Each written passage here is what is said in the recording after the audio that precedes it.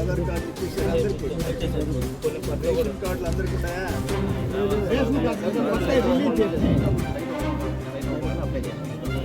ఇప్పుడు ఎంతమందికి ration card లేవు?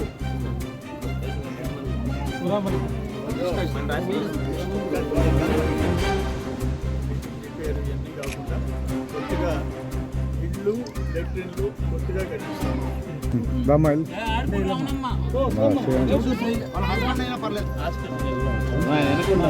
ఉందరు కదా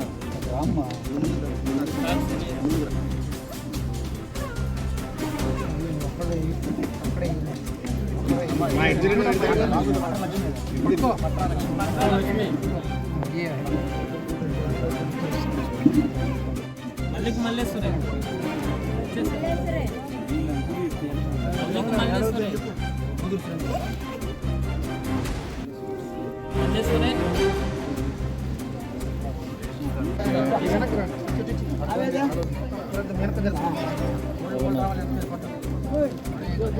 వెళ్ళిపోయింది ముందుకే.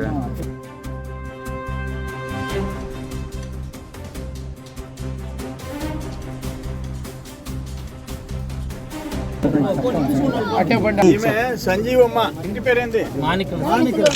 సంజీవమ్మ.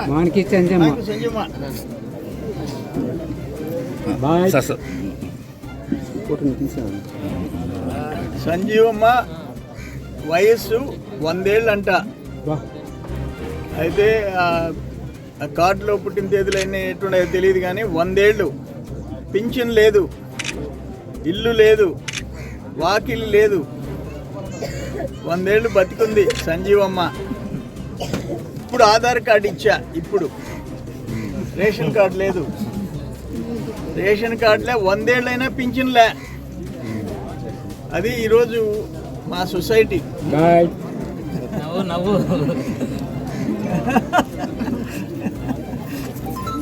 ఈరోజు నేను దత్తత తీసుకున్న చిన్న సంఘానికి వచ్చాము. ప్లస్ దిబ్బమింద గిరిజనవాడ. ఇక్కడ పైనాంపురం గ్రామంలో 2 గిరిజన వాడలు ఉన్నాయి. అక్కడ అది విలేజ్ షిఫ్ట్ చేయించాలా. ఇది ఇక్కడే, ఈ గ్రామం ఇక్కడే ఉంటుంది చిన్న సంఘం.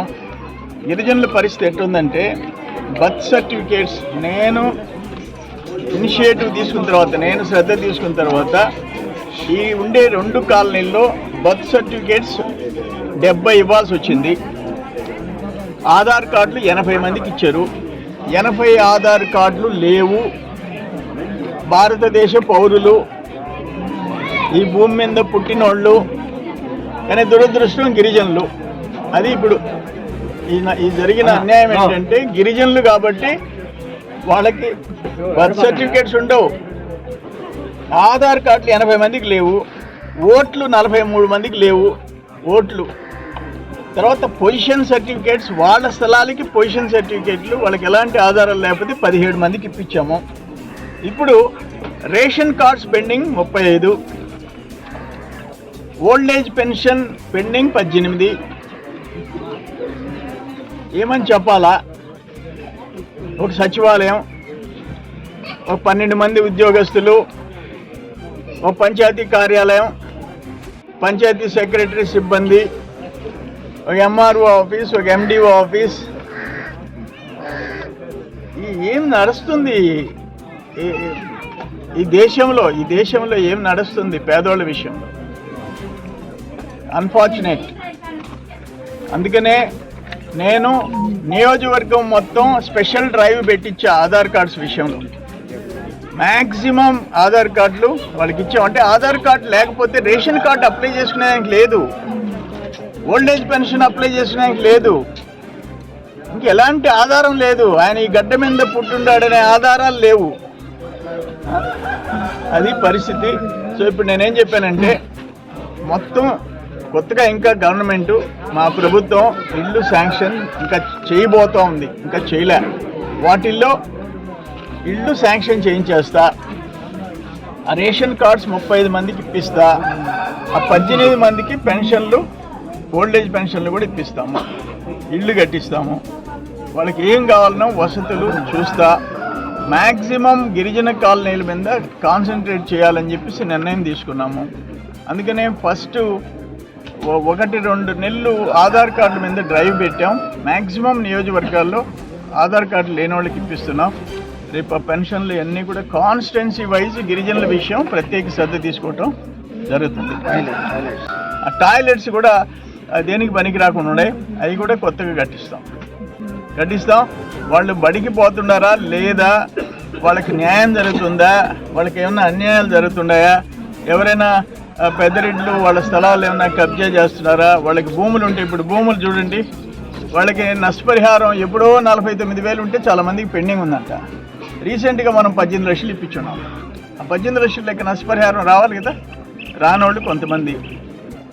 సో వీటన్నిటి మీద నేనేమంటానంటే, ప్రజలందరూ, ఓటర్స్ అందరూ మీద ప్రత్యేక శ్రద్ధ తీసుకోవాల్సిందే. కానీ అమాయకులు ఎవరు? గిరిజనులు. మోసపోయేది ఎవరు? గిరిజనులు. నోరు లేని వాళ్ళు ఎవరు? గిరిజనులు. చదువు లేని వాళ్ళు ఎవరు? నిరక్షరాస్యులు ఎవరు? గిరిజనులు. వాళ్ళ గురించి సొసైటీ, నేను ఒక్కడిని కాదు, అధికారులు, నేను వీలైతే మొత్తం సిబ్బందికి ఒక లెటర్ పంపిస్తా, సచివాలయం సిబ్బందికి అలర్ట్ చేస్తా.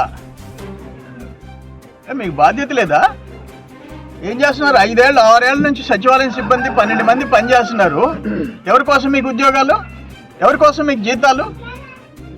ఆ పేద ప్రజల బతుకుల కోసం మీ గ్రామాల్లో పెడితే మీరు 30,000, 50,000 జీతాలు తీసుకొని నెలకి, వాళ్ళకి రావాల్సిన 4,000 పింఛన్ రాకుండా, వాళ్ళకు ఉన్న స్థలాలకి పట్టాలు లేకుండా, ఆధార్ కార్డ్స్ లేకుండా ఉంటే గోల్డ్ గెలుకుంటా జీతాలు తీసుకుంటారా 1వ తేదీ?